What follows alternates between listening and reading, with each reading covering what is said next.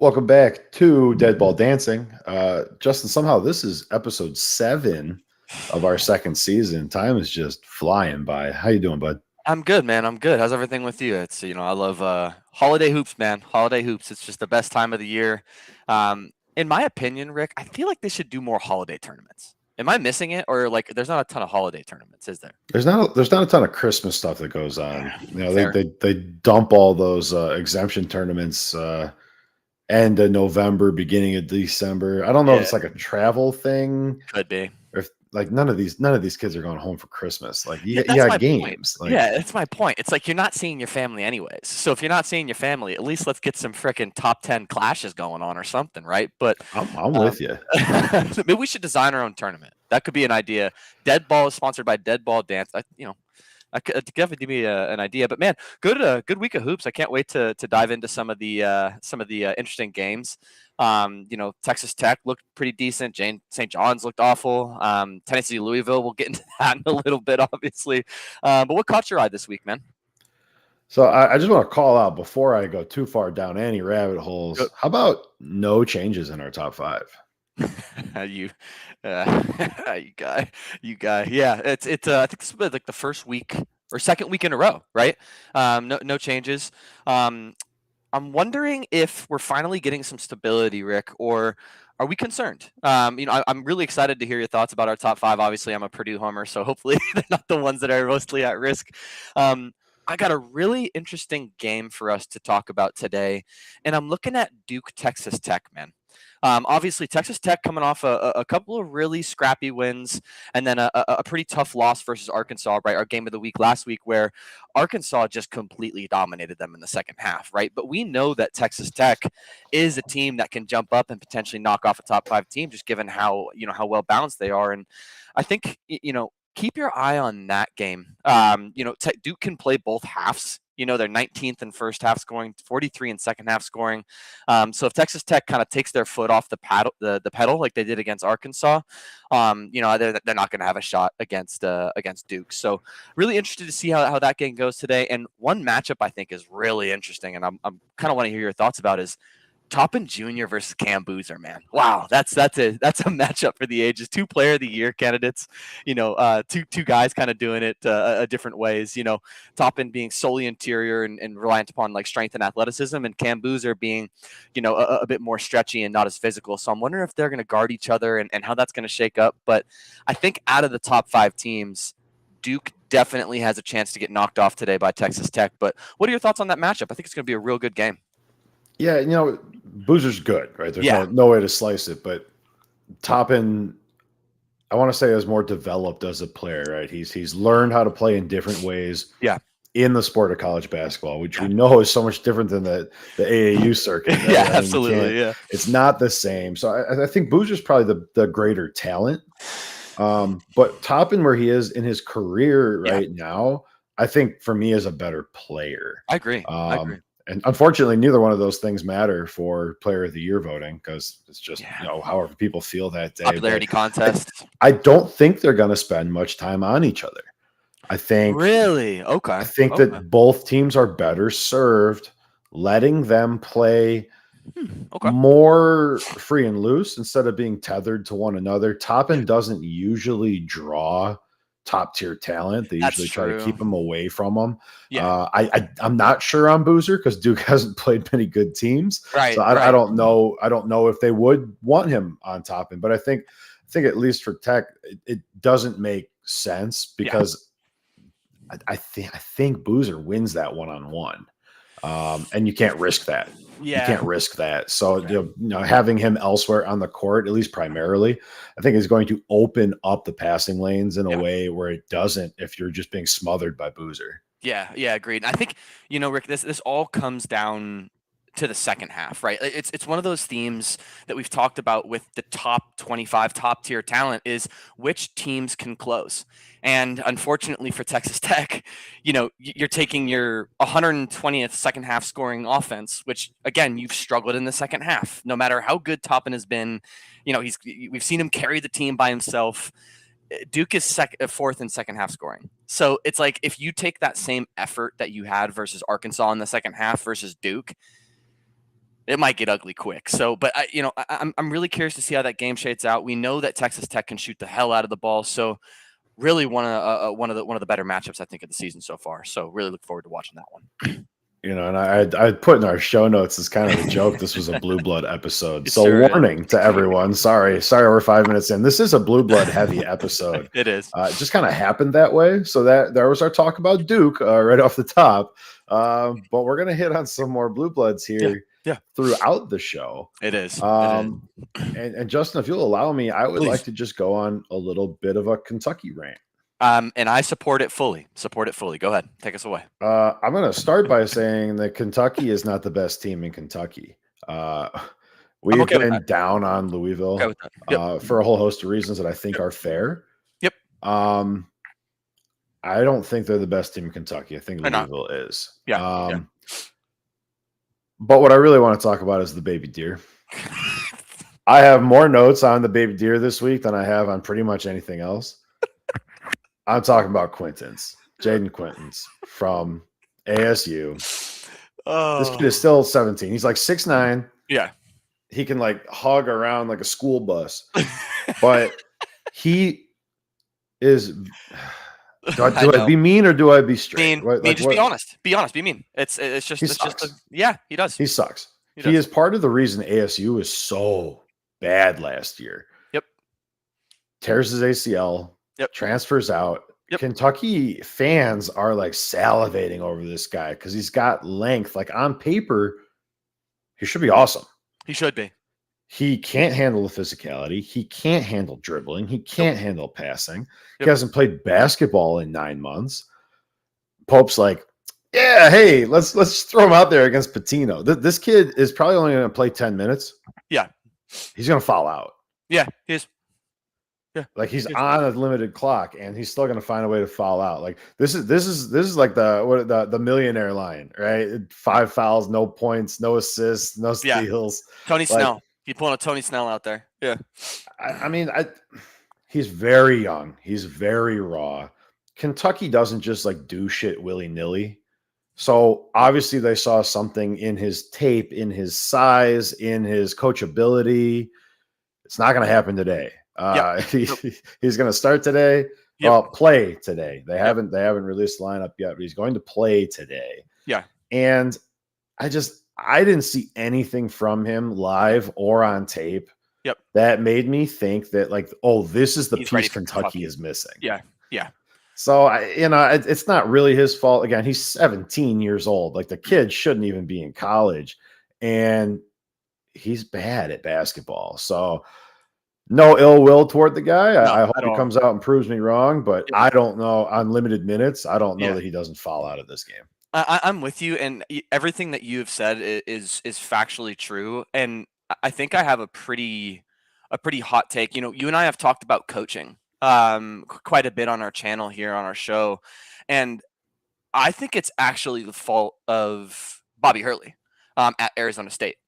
You had a full offseason. You had a full season to pour the incredible athletic facilities and training and coaching. You had a full 18 months to prep this kid and get him where he needs to be, and you failed. And I don't like Bobby Hurley. I don't like the guy as a person. I don't like the guy as a coach. But this just proves to me that coaching can be a benefit, but it can be equally as opposite. And I think we're seeing that, right? Because 6'10", 7'3", he is quick, but how do you not develop him into a physical specimen at that type of body and wingspan? So, I think you nailed it. I'm super disappointed, and I think Mark Pope rushed him. I think you should have redshirted him and given him a year to redevelop his ACL, redevelop his strength, get a bit more coordinated, and then roll him out next year as a redshirt sophomore and have the kid be an absolute monster. So part of me feels bad for him, but man, I really like your call out on Kentucky not being the best team in Kentucky. Well, and we've trashed on Louisville, right? I mean, we have Louisville down to 20, and that's probably a gift. I don't see it. Kentucky's at 23 in our rankings. They're objectively good.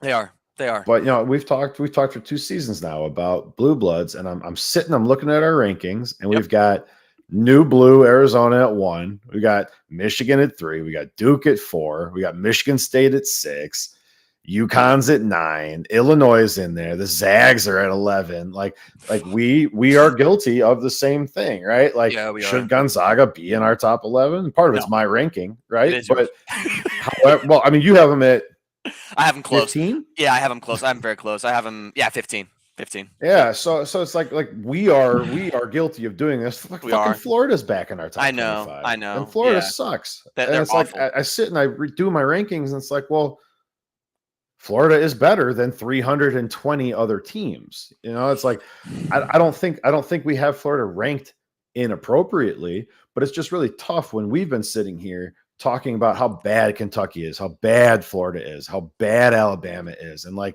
these teams are in our top 25, and they should be. Yeah, but it's hard to balance those two things. And so, like, especially Gonzaga, who we shit all over for not playing anybody. They don't. They got blown out. And it's like, yeah, they're the 11th best team in the country, and I can justify that to myself. I can justify it in my rankings, and it's like I don't like it. Yeah, I know, and it feels like it's one of these years where it's like the lesser of evils. It's either like we put shitty blue bloods in our top 25, or we just start lying. And I'm trying to balance a little bit of the two, Rick. Like in my top 25, Because otherwise we're the AP. Correct. And in my top 25, I don't have Florida. Like Virginia's at 26, Louisville's at 28, and I've slotted in teams maybe unfairly, like a Seton Hall, who's looked Miami really of good, Ohio. like a Miami of Ohio at 19, like a Utah State. And that's because I like watching them play basketball better. And, I have 17, 18, 19 at Utah State, Seton Hall, and Miami of Ohio. And that's because of two things. One, they play a good brand of basketball. And two, like, there's a lot of shitty teams. Like, are we sure that, like, Miami of Ohio doesn't beat St. John's? I mean, that's cherry picking because I hate St. John's. And it's okay. But it's fair. It's a fair point. Miami of Ohio versus Baylor. Seton Hall versus Baylor. Right? So it's like, yeah, I'm with you. And I think, it's funny you talk about Louisville because I want to talk about the flip-flop in our ranking here between Tennessee and Louisville. And obviously the game that we saw, last week. And I think I have to take this time to formally apologize to Tennessee a little bit, just because, I was pretty bad. I was pretty harsh on them earlier in the season. And, I want to be clear that like some of their losses are pretty unacceptable. Like you lost to Kansas, you lost to Syracuse, you lost to Illinois, but now you have a win against our number 8 Houston, and you have an absolute beatdown of Louisville by 20. And I got to be honest, that 20-point final score was not indicative of how badly they shat on them. They shot 55% from the field, 40 from 3, and had 42 points in the paint. 19 assists to 8 turnovers. That's the brand of Tennessee basketball that I have become used to seeing, especially last year. This is an Elite 8 team last year, right? They forced Louisville into 13 turnovers to 8 assists, 37% field goal, and 20% from 3. They're not going to win the SEC, Rick, but we're starting to see Tennessee exude the brand of basketball on the defensive side of the floor that they did last year. They're now all of a sudden 23rd in scoring defense, 13th in field goal percentage, 20 in opponent's field goal made, 24th in three-point defense. And what they're doing and why it's kind of reminding me of the team that we saw last year, the Elite 8 team that we saw last year, is they're forcing their opponent's offense to be initiated like 35 feet out from the basket. So you're forcing these teams to jack up late shot clock horrible shots. And it's going to bode well for you when you get into the SEC tournament and you get into NCAA March Madness, because this is going to be a 4-line, a 3-line, 4-line in March Madness, most likely. And that's a 3-4 Kentucky is a dangerous, dangerous team. And the one thing I am concerned about and why I've just had, where I've had trouble slotting them is because they have been inconsistent. So that's like, I don't know if 13 is like the highest Tennessee will be, but they have a chance to get off to a really hot start, dude. They got Arkansas, Texas, then Florida. They could start the SEC 3-0 versus 2 and have two really big wins against Arkansas and Florida. So really excited to see what Tennessee does here. And I'm really happy to see them kind of start playing like they did last year. So I don't know if you have any thoughts on Tennessee, but they look real good. Yeah, I mean, you opened it with they're not going to win the SEC, and I guess my question to you would be why not? Yeah. I'm looking at March 7th, the last regular season game. Yeah. Against Vandy. Like that could be for everything at the end there. I mean, if I told you Tennessee, like we have them ranked ahead of Alabama, Arkansas, Georgia. Yep. You know, I mean, it's not crazy. You know, I think we're both have been on Vandy for a little bit here. We think Vandy's the best team in the SEC, but and I do.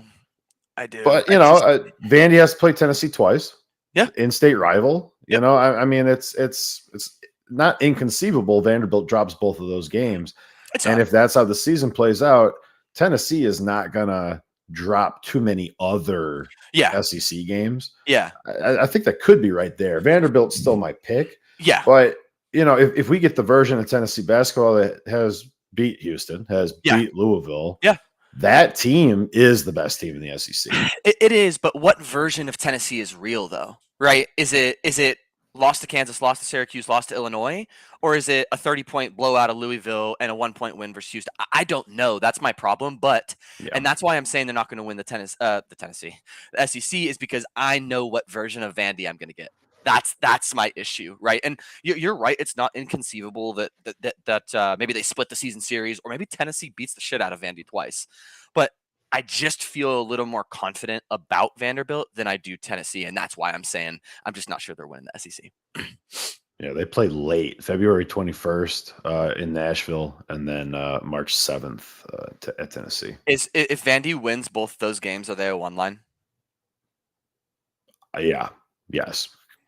Because in order for Vandy to win both those games, they have to have been trending the way they are now. Yeah, if Vandy wins the SEC, I think they're a one line. I think you have to have them be a one line because two number one seed Big 12 teams. I mean, technically you could, right? Right now it's sitting that way. They'll cannibalize each other at some point, exactly. Right? I Exactly. mean, they have to play eventually, and maybe 3 times. Mm-hmm. In the Big 12 tournament, yeah. So. Yeah, really interested to see how that shakes out. What do you got next for me? You know, I want to talk about Illinois. They get a lot of chaff from you, which is fair because they're a very inconsistent product. But I had some trouble with like Illinois, Virginia. I think they are very similar for me to the eye test. They play different kinds of basketball, but as I'm sitting and taking it in and thinking, where am I ranking this team this week? Where is this team going to be for March Madness, right? Like, who can they beat?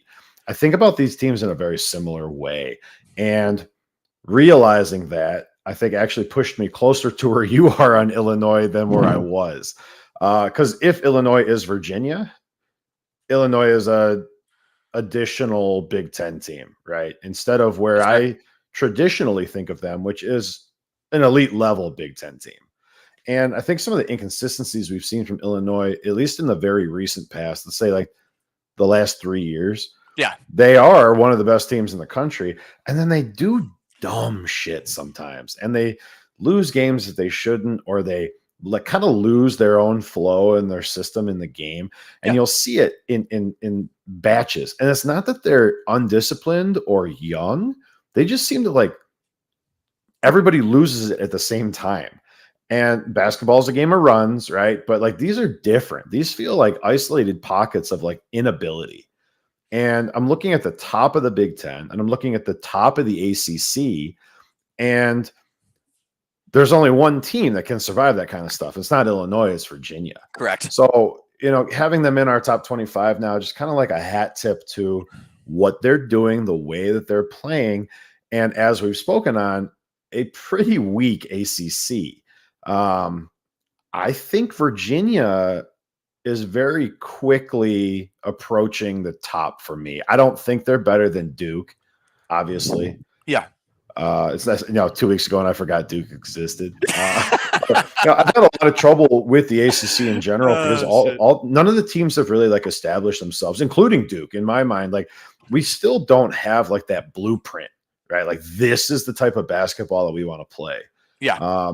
And if Virginia can be the first team in the ACC to really do that, I think they can be nipping at Duke's heels. They're not going to beat Duke, but if somebody else takes the Blue Devils out, Virginia winning the ACC tournament is a very real thing. Now remember, this is a Virginia team that like won the national title like what was it, like 5 years ago or something. Like but all those that's kids are gone, right? and they are, but I mean the culture still remains the same. And Virginia's been down a little bit after the departure of their head coach. I forgot his name, but he was a phenomenal head coach. And it feels like we're starting to get Virginia back into, and I hate to say it, but the blue blood conversation again, right? Because they fell off, and now it feels like they're playing a brand of basketball that's very sustainable and can win them close games. Now, do they beat Duke in Virginia? Maybe, sure. But in Cameron, I just don't know. So this is a team that's quickly climbing the rankings. Obviously, 25 in our top 25 this week. And once I put them in my top 25 this upcoming week, I wouldn't be surprised to see them fly up these rankings, honestly, because though the ACC is weak, you still have teams you have to run through like a Wake. Wake's not ranked, but they're pretty freaking good, right? Louisville. That's a big win for Virginia. You beat Duke. You might be the ACC favorite. So a great call out. And, speaking on Illinois, right? Oh, Tony Bennett. Tony Bennett. That was 19, Thank you. 2019. 2019. Yeah. So, damn, I almost nailed it. 6 years ago. Yeah. Tony Bennett, phenomenal coach. But speaking on Illinois, and going kind of the Big Ten, right? Like we touched on them last week, and man, bro, I think Nebraska's real. And that's scary because I think this version of Nebraska beats Purdue. And I'm pretty sure this version of Nebraska could potentially test Michigan, because we said it last week, right? Like if Nebraska beats Illinois, that's a top 10 team. And I'm a little bit higher on them than you are, and that's totally fine, but I think we're finally starting, to rank them correctly. You have them at 21 and I have them at 7, and I'm glad that they're at 12, but they almost let Illinois back into the game, but they now have wins against Illinois by 3, Oklahoma, New Mexico, Kansas State, Creighton by 20, and Wisconsin by 30. And I think this game against Michigan State on January 2nd just got incredibly, incredibly interesting, Rick, because this game's in Nebraska. Like, I'm not sure Michigan State, as good as they are a phenomenal team. They might end up as a 1 or 2 line, depending on how they go through the Big Ten. I'm not sure Michigan State beats this version of Nebraska, man. And I think that's going to be an early candidate for game of the week. I would love to see what your thoughts are on that. But man, what a matchup that is going to be. And really good job by Nebraska to be an underdog, an 11.5 point underdog versus Illinois, and punch them in the mouth, man. What a phenomenal game that was. And Nebraska's for real, man. They're a for real team. No, we've talked a little bit about home court advantage. Pinnacle does get loud. Yeah. Pinnacle gets loud. And yeah, there is probably no one in the college basketball podcasting world that wants the Omaha directional school for kids that can't read good to be real. Yeah, because they beat Wisconsin by 30. I need this team to be real. Because if they falter down the back end, that's just, Wisconsin just lost to Nova, so it doesn't really matter anymore. But I mean, neutral site game, so there's no Badger fans, I'm sure, at Fiserv in Milwaukee. Yeah. Unbelievable. Man. Yeah, unbelievable. They're a really good team, dude.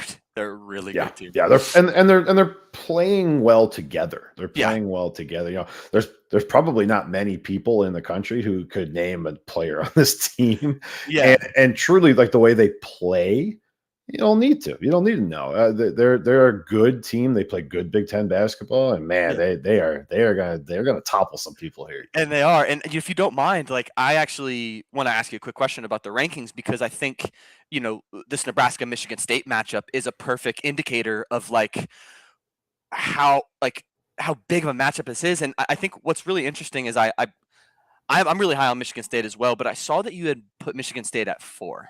And I like that. I don't necessarily disagree with it. But what I'm asking is, this past week, from your perspective, what did they do to get that jump to 4? Because that Penn State win had me on edge a little bit, right? So I was like, Yeah, yeah. Penn State probably still the worst team in the Big Ten.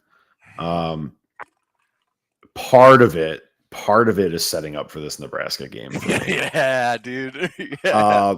I wanted to reflect how I thought I should rank Michigan State, anticipating this Nebraska game. Yep. Just to line these teams up more appropriately. Yeah. Because I don't think there's a huge gap between Michigan and Michigan State. I don't see that. So for me, I'm looking at the top of my rankings and who can they beat, right? Who can they beat? So the reason Michigan State went up to 4 for me is because I think they beat Purdue. I think they beat Vandy. I think they beat Houston. UConn's a little weird for me because I don't think they beat UConn. Yeah. But my argument there is Michigan State's going to beat teams UConn won't beat. So I still have them ahead. Yeah. But I'm starting to position my rankings in anticipation of not making crazy leaps. So I had Michigan State at 6. I have at 9. Yep. Okay. And I moved them to 4. Yep. So not a huge jump. I moved them around Purdue, essentially. Yeah, that's fair. And I think that's right, at least for my rankings. I have Michigan State ahead of Purdue. So not a huge jump. Yeah. 4 might not be an appropriate place for them, depending on if you think Vandy's better, if you think BYU's better, maybe the Zags, right? But then who's right behind them, right? It's the Huskers. Yeah. So having Michigan State at 4 reflects my current view of the Big Ten, but it's also in anticipation of our next episode having Nebraska at like 10. Yeah. And having Michigan State in the 4 to 6 range. Yeah. And then the winner of that game is a top 5 team. Correct. Unanimously, right? Correct. Yeah. So the other one will slide to 12, 15-ish, which is probably about where these teams belong. So long answer to a very easy question you asked me. But it's essentially, I'm starting to think already about tournament seeding. Yeah. And Michigan State, for me, right now, has a really compelling argument for a 1 line. Okay. So having them at 4, I think is where they belong. And I'm okay with that. And now that I'm thinking about it, like I don't think they're the team that won by 4 points against Penn State. Like that felt like not the Michigan State. They did win a pretty good game against Toledo, and we've talked a lot about the MAC being kind of a really resurgent conference from a mid-major perspective. That's a good win. I think where I'm struggling with Michigan at 4, even though the logic that you just said makes sense, I'm pretty sure they beat Purdue right now, unfortunately. I'm really bummed about it. But you had Toledo, okay, good win. Oakland, not the Oakland team we're used to seeing, and then Cornell. 3 easy wins, most likely, and then you have Nebraska. And that feels like we're setting ourselves up for a little bit of failure because you're not going to be tested in any 3 of those games.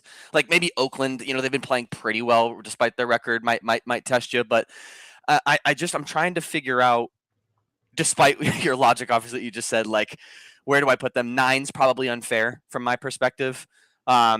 But I'm really excited. But looking at the teams you have ahead of them, it's splitting hairs at this point because these teams aren't playing their conference schedules yet. Right. And you referenced the schedule. Yeah. And a bunch of nonsense, right? Right. What concerns me is not that they haven't played anybody in 4 weeks. Yeah.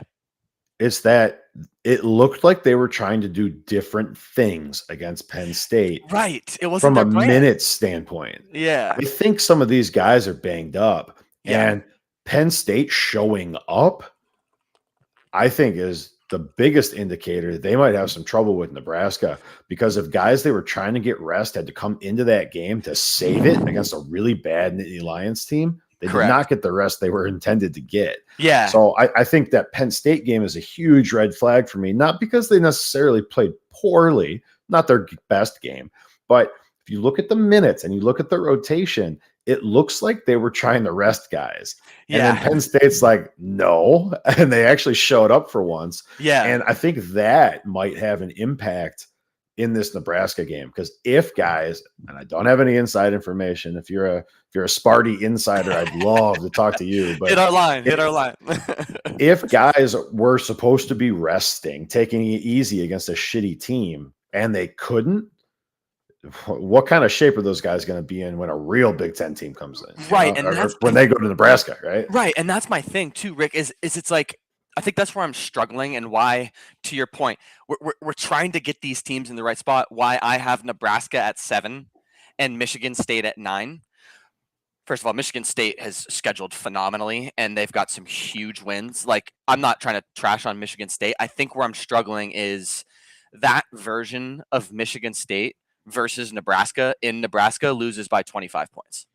Yeah. And that's where I'm trying to figure out, to your point, if we're getting away from the style of or brand of basketball that Michigan State has been playing, and we're taking that into Nebraska, that doesn't bode well. So, but I think, phenomenal matchup coming up, man. That could legitimately be the Big Ten game of the year, other than like obviously a Purdue Michigan or like a Michigan State Michigan. So I'm really excited to see what comes of that. So yeah, take us through the next one, man. I think you got a really good call out that I want to speak on too.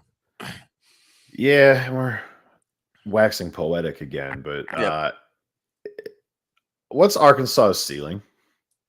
Where could this Arkansas team end up? If I tell you that they drop 2 SEC games, win the SEC tournament, is that enough? Are they a top 5 team in reality? Yep. I think they are. And I'm not quite there yet. Really? Obviously, if you run the gauntlet, right? I mean, the rankings take care of themselves, but right. I think I'd have trouble putting an Arkansas SEC champion ahead of the Big 12 champ, the Big 10 champ, Duke, and then any mixture of Iowa State, Purdue, Michigan State, Houston, UConn, BYU. I'm not sure they're in that same echelon at the end of the year to be top 5. Okay. I think one of those other teams, 2 of those other teams will have a better resume at that point. Yeah, agreed. And, I'm not saying, first of all, I think it comes down to tonight, which I'll get into in a second. But I think they're top 5, not because the quality of their wins. They're 9-2 with wins over Texas Tech and Louisville now. I think it's actually because their quality of losses, Rick. They're playing the best teams in the nation, Michigan State, to your point, and Duke, very close. 3-point loss to Michigan State, their second game of the season before they even gelled, and a 9-point loss versus Duke, their 5th game of the season before they even gelled. And then now you see they're starting to gel, and they have a 9-point win versus Louisville. They have a 7-point win versus Texas Tech. And I think, first of all, if you win the SEC regular season and then win the SEC tournament, you're a 1 seed. I think we just talked about that with Tennessee. We just talked about that with Vanderbilt, right? The SEC is still good enough to deserve a 1 slot, even though we've trashed on them this year. And I think if Arkansas runs the gauntlet, wins regular season, wins SEC tournament, they have to be a number 1 seed, right? Don't they? Yeah, probably. I mean, we still have 6 SEC teams in our top 25. Right. Have had nothing nice to say about most of them. Right. And, you got Houston in Newark neutral site game. Is that a neutral site game? Really? Newark? Is there a tournament or something going on there? Yeah, there's a couple. The Classic is yeah, you got Houston tonight at 3:30, and you beat Houston. You're a top 8 team. Houston and Arkansas would essentially flip for me, in my opinion. And I think that Houston is vulnerable, Rick, because if you think about it, what has Houston done to wow us, right? They've played 2 ranked teams. They've beat Auburn by 1 point, and then they lost to Tennessee by 3. And then the remainder of Houston's schedule is New Orleans, Lehigh, Towson, etc. And you're going to play against a Arkansas team that is going to be humming. I mean, they are well put together. Calipari's got these guys gelling, And before I go a little bit more into Houston, like, what do you think of that game tonight? Like, do you think that if Arkansas wins that game, they're a top 8, a top 6? Yeah, I think for me it's more Houston, right? Arkansas will obviously move up in my rankings, but Yep. the pattern for Houston, like you said, we haven't seen anything crazy from them. You know, they return a lot of talent. They're really good on defense. So like we've had them near the top of our rankings all year, but you know, they slid from I believe 2 They were 2. to 5 to Yep. 8.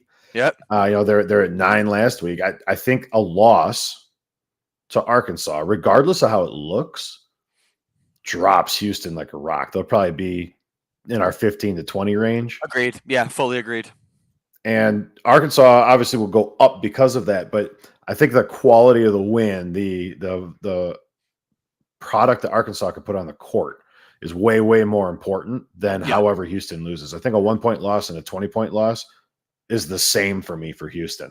They're coming down in my rankings. It's against a good team, but like it's body of work for me at this point. Like Houston can't lose more games against good teams. Right. If they do, they're not a good team anymore. Yeah, they're going to be. So for me, it's more down than up. But yeah, I think you can make a really strong argument for Arkansas. You said top 8. I think that's fair. I think that's that's where we have Houston now. And I don't want to say changing of a guard necessarily because Arkansas is really good. Yeah, but plug and play. Like if you just wanted to swap Houston to 15 and Arkansas to 8, I would have no heartburn with that at all because I think it's indicative of how these teams are playing. Yeah, agreed. And I think Houston loses to Arkansas, and you're 1 and 2 against ranked teams. Our ranked teams, AP ranked teams, and US ranked teams. And it's like they're still essentially the number 1 defense in the nation, right, dude? They're number 1 in scoring. They're number 10 in margin. They're number 4 in allowed assists. They're number 17 in forced turnovers. Like their defense is still there, but they're losing games because their offense is not sustainable and they're too reliant upon the 3. They're 321st in free throws made. They're 350th in free throws attempted, 150th in field goal percentage, and 150th in 3-point percentage. And they jack up a ton of threes. Like it's not a sustainable way to beat ranked teams. And I'm concerned for Houston. Despite what happens with Arkansas today, I think Arkansas wins that game. You're telling me that this Houston team has to go toe to toe with Arizona and Iowa State, and I'm supposed to believe that they're going to beat them after they beat Notre Dame by 10 points. Like you're not balanced. You got 3 guys averaging over 10 points a game. That's it. There's all guards, no interior presence, like Monroe, lefty big boy from last year. You still have Tugler, I guess, but this is not the team from last year, and this is why I think Arkansas has a phenomenal chance to win this game tonight. What has Houston done to wow us, man? Like I think 8 is unfair. Like I might slide them down if they beat Arkansas by 5 points. Because it's like you should beat Arkansas. Like to be clear, Houston should beat Arkansas. This was a national championship team last year and probably should have won it, right? And you come out, you look flat. Just not very high on Houston this year. So that's why I'm thinking that this game tonight is so huge. Really, really excited to watch it. Why don't you round out our blue blood discussion with your favorite blue blood, Kansas? Yeah. Who's coming into form? They are coming into form. Yeah, and you rightly called it out last week, right, Rick? You said, Kansas is going to fly up these rankings. They're number 6. They're 18, and I got to be honest, they starting to look pretty good. But I don't know what to think about Kansas, and I actually need your help because I feel like your rankings of these teams are a bit more realistic, and you kind of do you kind of look at more body of work than I do. I'm a little bit more reactive. So here, walk me through this. 3 straight. 20-point win versus Mizzou. Huge win versus Mizzou. But then a 1-point win versus NC State. So now we have is this the Kansas that lost to UNC by 13, Duke by 12, and barely skated by NC State, Notre Dame, and Syracuse? Or is it the team that has tested UConn, lost by 5, beat Tennessee, and blew the doors off Mizzou? Which one is it? We talked about this, I think it was last week. Yep, we did. Darren Peterson's back. Yep. It's the team blowing teams out. This is a real Kansas team. This is a dangerous Kansas team. Okay. They are whole.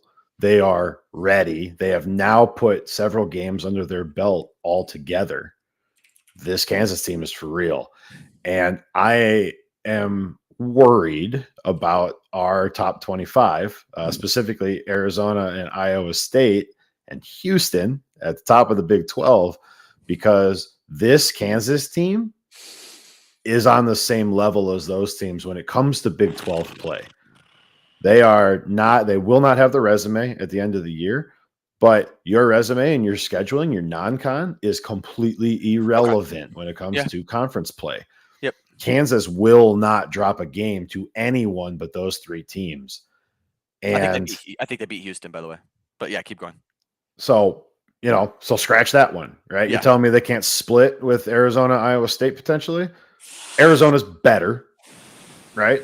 But if Kansas took one at home, it wouldn't shock me. Yeah. And now you're talking about a Kansas team who has handled the Big 12, wins the Big 12 regular season, maybe wins the Big 12 tournament. I mean, that's the upside for this Kansas team. So, obviously, if Arizona continues playing at the rate they are, even if they split with Kansas, Arizona's going to win the Big 12. But splitting with the best team in the country is pretty damn good. And if they weren't trying to make up for their horrific losses early in the season, right, it's a top 10 team. It's Kansas. I mean, the talent is there, right? We've talked about this before. Like, blue bloods are blue bloods because they are blue bloods. Like, it's self-perpetuating. They have all the recruits that they need. They have all the talent that they need. And this Kansas team, their upside is a one line. Agreed. I don't think they get there. Yeah. But they are definitely the team that has been seen in the last 3 weeks, not the team that was playing before. This is a really good, dangerous Kansas team. Yeah, and I think I don't disagree with you. And before we go to on notice, like, you and the people know I'm a stats guy. Like, to me, stats tell you the answer. Obviously, scheduling plays into it as well. So help me understand this, right? 181st in scoring, 144th in 2-point percentage, 148th in 3-point percentage, 191st in free throws made, and 171st in field goals made per game. Is this because they didn't have Peterson? Does one guy really make up that much of a difference, Rick? Or I'll see if I can find it. The splits. The splits are insane. It's a completely different team. Wow. Okay. Maybe I just need to watch a bit more KU basketball. Like, I don't know what their next game is here. Here, let me look it up real quick. I can help you with that. Kansas. Probably nobody. I mean, they just beat Tennessee. You got Davidson, and then you got UCF, who's undefeated. Then you got TCU, who looks good. Like, they're probably gonna beat Davidson, UCF, and TCU by like a combined 45 points. Probably, but UCF's undefeated. And it's in Florida. West Virginia's sneaky, right? They're a very sneaky team.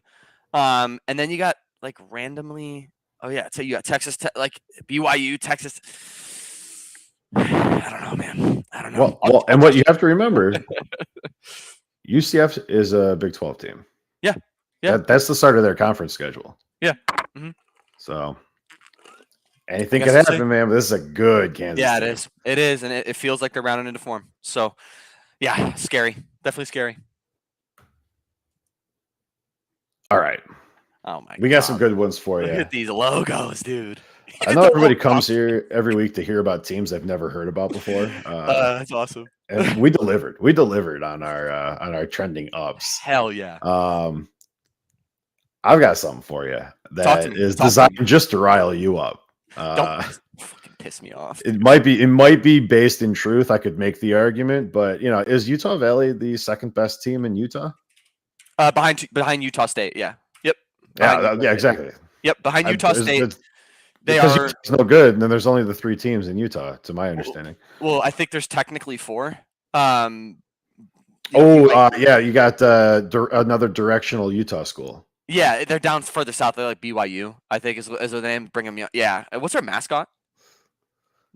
I have no idea. I would say, it's a Cougar. I would definitely say that they're the second best team. Talk me through why behind Utah State. Utah Valley has only lost to Boise State, Fresno State, and San Diego State, and there are only a few more teams on their schedule with the name State in their name, so they might run the table from here on out. Very well, could. The one thing to watch out for is they do play Tarleton State 3 times because this conference is a little goofy. Yeah.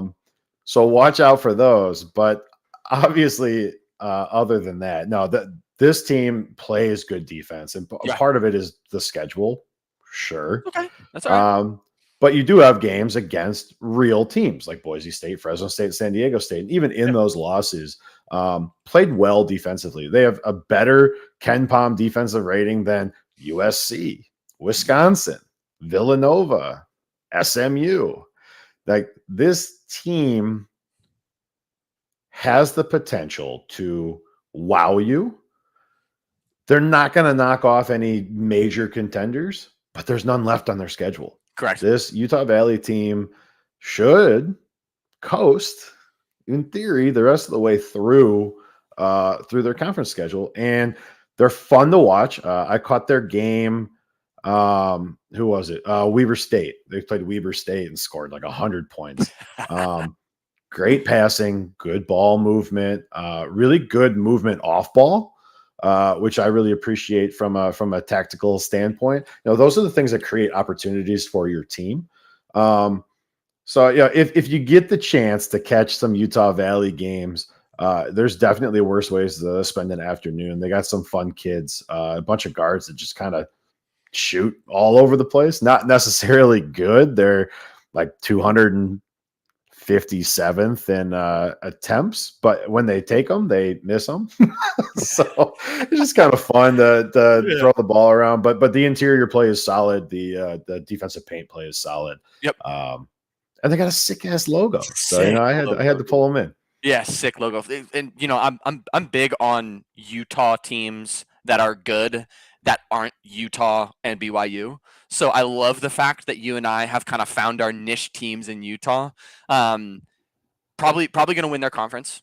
Utah State's the WAC is dog shit. I mean, Utah State's going to win their conference, right? So great call out. So I'm going to take us to one that I've never heard of before: St. Thomas, Minnesota Tommies. Tommies, baby. I don't know what a Tommy is, so if you do, just let me know after I'm done with my rant. I think it's someone from St. Thomas. Is it? Okay, that makes sense. 3-game win streak. Their average margin of victory has been 35. They now have wins over Weber State, previous tournament team, UNC Asheville, previous tournament team, Northern Colorado, who's going to win the Big Sky this year, and Army.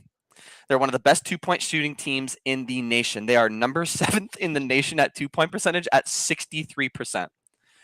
You watch their games, dude, and it's so flowy and controlled that it's just like peaceful to watch. I don't know how to describe it, dude. They're 52nd in the nation in assist to turnover ratio. They're 41st in committed turnovers per game. And one thing I really like about watching the Tommies is their efficiency and their brand. It's like all back cuts and like dribble handoffs leading to like wide open layups, and like you cannot block them. Like, you will not block this team.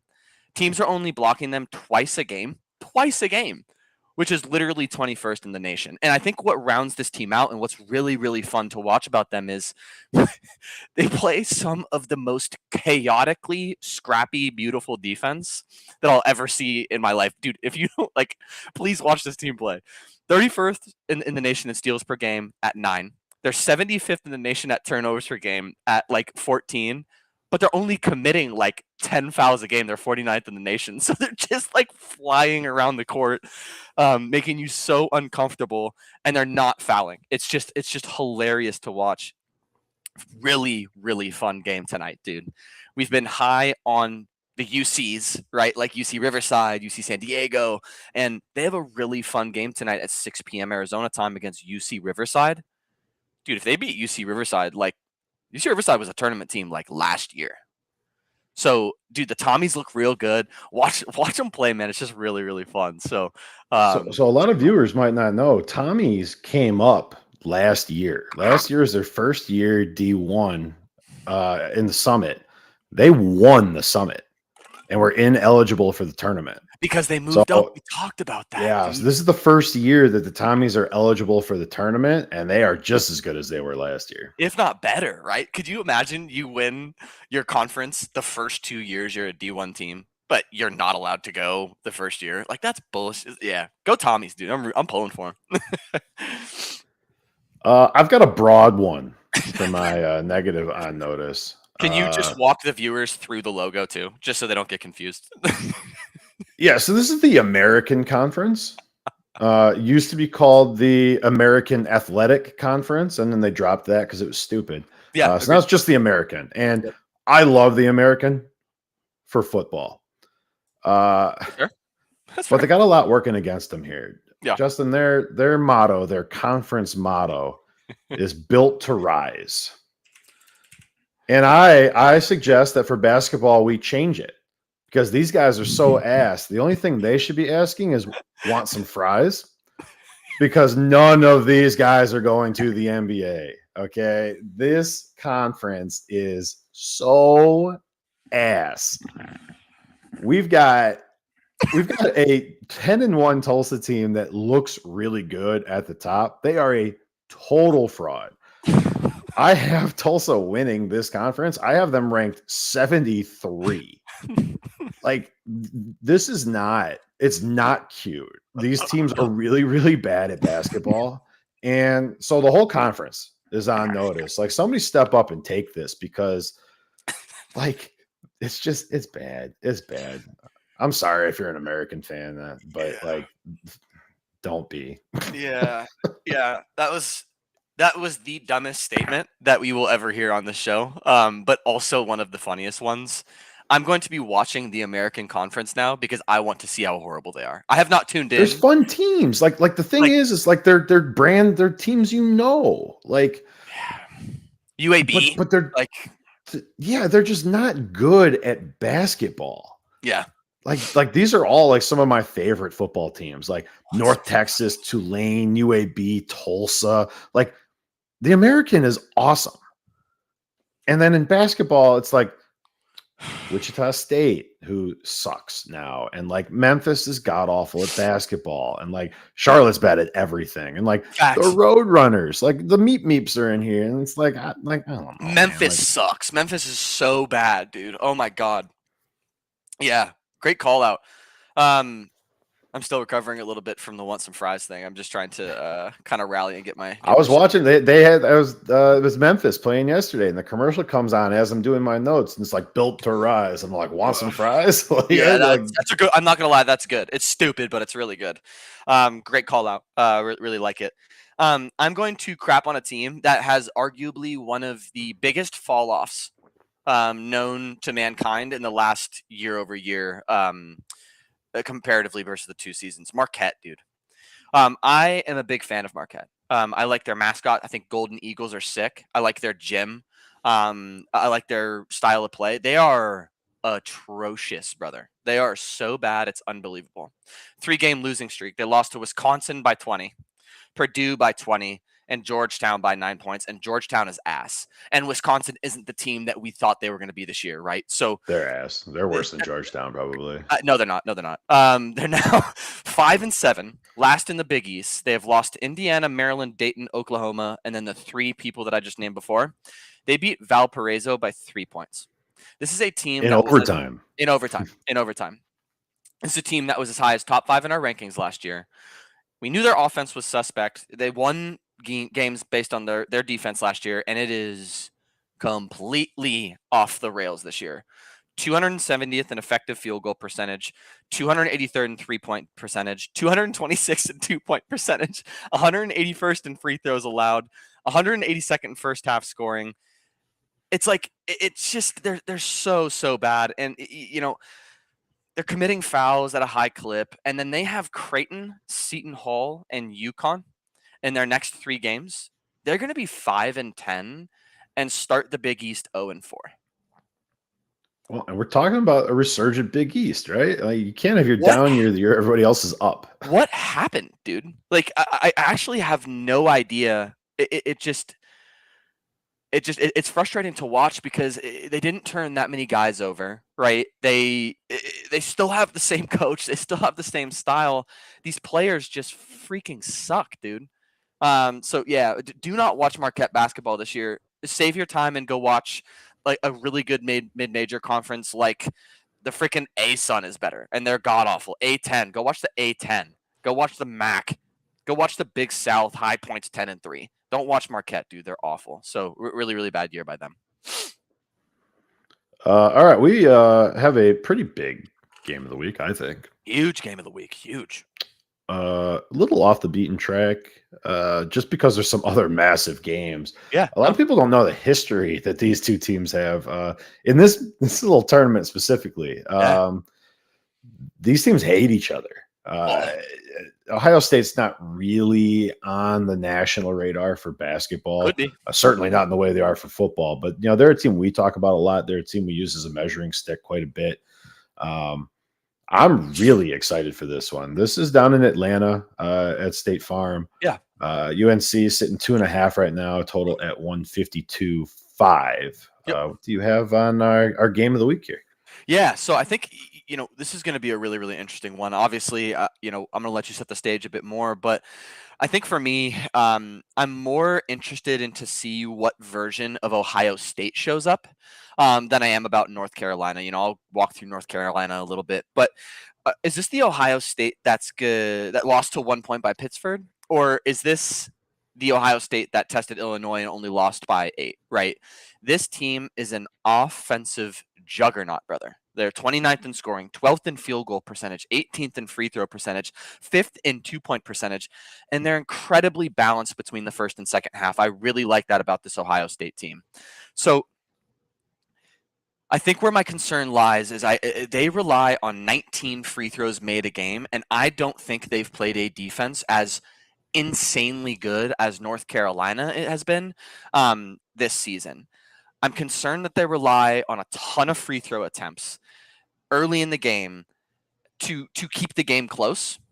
And UNC is 9th in the country in free throws allowed per game at only 14th per game. And they play incredibly tough defense without fouling. They're 16th in the nation. I think for Ohio State, it's all about which version. So my keys for Ohio State, man, you got to take intelligence shots. You can't shoot threes at all. You're 124th in the nation in 3-point percentage. Get the ball inside to your 7-footers, right? Easy layups, get them in foul trouble, win the first half. If you don't go into the first half with the lead, you're playing the 14th ranked second half defense in the nation. You're cooked. You have to go into the first half with the lead. Defensive discipline. Ohio State cannot play defense, bro. And UNC can't play offense. So it could bode well, very well for them. But you're 150th in free throws made or free throws allowed per game. And if UNC starts getting downhill, they're in trouble, man, because UNC shoots free throws at a very high clip. So in my eyes, Rick, it's all about which version of Ohio State shows up. So they got to have those 3 keys. Otherwise, it's over. What do you think? See, I actually think that this depends on which UNC shows up. If they can spread the floor and stretch this game out a little bit, they'll be up big early. Yeah. If they show up with their normal offense and get kind of like it in the paint, they will lose this game. Yeah, I think Ohio State needs this to be a mud fight. This needs to be a Big Ten game. And I think they can win there. They are heavily reliant on free throws, but they can get them. If they can slow this game down and get it more grabby and eliminate some of the spacing that UNC likes to work with, UNC will foul them. They will, because they will have to. And it sucks that it's that reliant, because I really like this Ohio State team. Yeah. Bruce Thornton is awesome. I don't know if he can pull them out of this game the way he did against West Virginia. Right. I think that this is going to be determined in the first 10 minutes of the first half. How many fouls can Ohio State draw? Yeah. If you can get the UNC bigs in the foul trouble early, get the second unit in there right around 10-minute mark, they will start to pull away. I don't think UNC can keep up with a sloggy Ohio State team. But if they can maintain their spacing, UNC, and take those high percentage shots that they are capable of, we haven't seen a ton of it this year. But if they can do that against, I'll say, a smaller Ohio State team, but like this Ohio State team is like one of the only ones in the country that's the same size as this North Carolina team, but they are still smaller. Yeah. I think that's where this game pivots for me. How many fouls has UNC committed in the first 10 minutes? If it's 4, we're probably talking about an Ohio State win here. if it's less than 4, this could get ugly in a hurry. Because Yeah, one thing Ohio State does when they're down, when they're not getting the balls and the calls to go their way, is they get a little like fight scrappy, they do. and They they do. commit a lot of fouls. When They they do. have their backs against the walls, they play faster. They make mistakes. This team turns the ball over a ton when they're rushing. They start fouling, and if their big men go out, this is over because UNC is significantly larger, significantly longer. If Ohio State's big guys get into trouble, this game's not close. So you know what's funny is I'll get into North Carolina a little bit. You mentioned that for Ohio State, the keys to victory is them slowing it down, and it's so funny how you and I are opposite on this, man. I actually think that if North Carolina slows it down, it's going to favor them more because what I'm concerned about is containing Thornton. Like this is one of the best guards that I have physically watched myself in a long time. And if you let this kid start flying up and down the court, let him start getting open looks, he's shooting 60% from the field, 50 from 3 and 86 from the line on 21 points a game. If you start letting him getting open looks because they're just beating the crap out of you in transition, like I'm really concerned. So I think UNC, like, especially because the offense is so abysmal, Rick, 249th in free throw percentage, 205th in 3-point percentage, Good but they're God. they're they're 47th in 2-point percentage. So that's my thought process. It's right. It's if you slow it down, you get it into the interior, and North Carolina starts drawing easy layups and easy fouls on Ohio State big guys. I think for me, that's the key. Because if you start running up and down the court, you can't shoot the three like Ohio State can. You're not going to get to the free throw line as much as Ohio State game can. You just got to slow it down. And I just, what version of the North Carolina offense are we going to get? To your point, Rick, are we going to get the team that threw up 87 on Kansas, albeit without Peterson, or the team that only scored 58 versus Michigan State? So I think, one of the keys that I have for UNC is if you have 60 field goals attempted in this game, I want 45 of them mother effers to be 2-point shots. I only want 15 threes out of UNC because you're 205th in 3-point percentage. Why are you shooting threes? You can't keep pace with Ohio State. Don't shoot the three, right? So slow it down. OSU's 7-footers have been in foul trouble this year. So they are prone. So can you get them in foul trouble? What can you do to slow them down? And, UNC's defensive discipline is top notch, man. I mean, this is one of the best UNC defenses I think we've seen, in decades. And I'm willing to say that, literally decades. OSU is 16th in the country in drawing fouls. UNC is 16th in the country in fouls committed. Which one is going to give? If UNC keeps that defensive discipline, to your point, game's over. So, man, what a great game. And, I think 21 for UNC is a bit unfair just because I'm a little bit down on them. I have them at 23, but Ohio State's probably a little bit better than 35 as well. So really excited to see this one. Man, should be a really close game. Who you got? I am taking Ohio State in this one. I think they'll build a lead early. I like that. I think that blueprint I laid out, it's kind of the game flow. I like the under, the first half under. Okay. Sitting 71 points right now. Okay. Yeah, slow game, slow start, build those fouls up. I think Ohio State probably leads this one from about the 10-minute mark till the end of the game. Very good. Okay. Wow. That's a good take. I like it. This will be the first time that you and I disagreed in a couple of weeks. I'm going to go UNC. Yeah, I'm going to go UNC. You and I have been kind of on the last couple of weeks here. 5 straight we've chose the same team. So just for the viewers, this is going to be for bragging rights. I'm going to go UNC. I think they could just do a bit more and win a few different ways than Ohio State. I think Ohio State is a bit too reliant on Thornton, and I think UNC is going to switch their defensive looks, double Thornton, and make him uncomfortable early. I don't think it's a blowout. I think it's a close game. Give me UNC by 5 points. I think UNC wins the game by 5 points. I think they go into the half with the lead, albeit close, and then that second half defense really smothers Ohio State and makes them uncomfortable. So give me UNC by 5. Really, really good game, though. Really good game.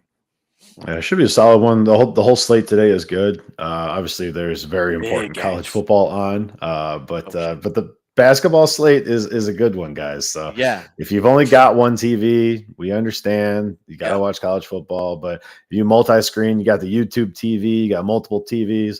make sure you tune in to some of these basketball games because there's some big ones today. Yeah. Really, really good games. Obviously, Houston, Arkansas, really, really good top 15 matchup for us. Virginia, Maryland, that'll be fun. Texas Tech, Duke, Auburn, Purdue, Arizona, San Diego State. Yeah, I think Arizona should win that game. San Diego State's been a tournament team, right? San Diego State was a a national championship contender like 3 years ago or something. So look out for that. One game. of the only teams to beat Utah Valley. So Yeah. So that's obviously a really good team. Second best team in Utah. So. Oh man, really good week upcoming, and really, really excited to watch these games, man. Gonna be a great week. We will see you guys same time, same Sir. place next Saturday, December 27th. Maybe we'll throw on some ugly sweaters or something for a little post-Christmas bash there. Yeah, probably wear a Christmas hat like I did last year. So make sure you're making your picks on Chainlink, especially the game of the week, UNC Ohio State. And watch out for Christmas Day on Chainlink. We're going to have some challenge props up on the board for the traditional NBA Christmas marathon there. Love to see it. Yeah, let's see it. Thanks for joining us. Dead Ball Dancing. Justin, you got any last minute throwaways here? No, man, not at all. Have a great holidays with the family. Hopefully you're spending it with your loved ones, and we'll see you next Saturday. Tune into some really good college basketball today. So what a good episode, Rick, and just had so much fun. So really, really good time. Yeah. Always a good one. Thanks for joining us, Dead Ball Dancing. We will see you next week. Make sure you get those picks in, guys. Yep, put them in the comments. Peace.